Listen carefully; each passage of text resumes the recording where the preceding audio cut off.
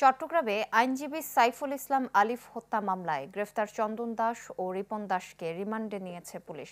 দুপুরে তাদের হাজির করা হয় মেট্রোপলিটন ম্যাজিস্ট্রেট কাজী শরীফুল ইসলামের আদালতে।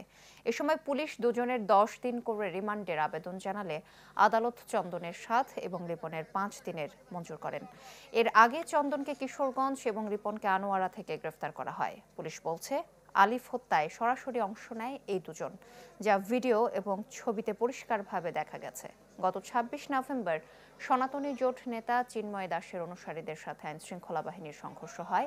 এ সময় কুপিয়ে হত্যা করা হয় আইনজীবী আলিফকে। 10 দিনের রিমান্ডের আবেদন করা হয় রাষ্ট্রপক্ষে, কিন্তু মাননীয় আদালত বিবেচনা করে আসামি 1 নম্বর চন্দনকে 7 দিনের রিমান্ড এবং 2 নম্বর আসামি রিপনকে 5 দিনের রিমান্ড মঞ্জুর করে। আমরা মনে করতে চাই এটা একটি ঠান্ডা মাথায় পরিকল্পিত হত্যাকাণ্ড, কারণ তারা সুসজ্জিত ছিল, মাথায় হেলমেট পরা ছিল, পায়ে ক্যাশ ছিল, হাতে অস্ত্র ছিল। আমরা মনে করি এই হত্যাকাণ্ডের পেছনে অনেকেই জড়িত থাকতে পারে, ইন্ধন থাকতে পারে, যেহেতু সেদিনের কোর্ট বিলিংয়ের ঘটনার পর্যায়ক্রমে এই সর্বশেষ হত্যাকাণ্ডটি হয়েছিল। আমরা মনে করি যারা জড়িত তাদেরকে এই তদন্তের মাধ্যমে এই মামলা ইন্টারোগেট করা প্রয়োজন।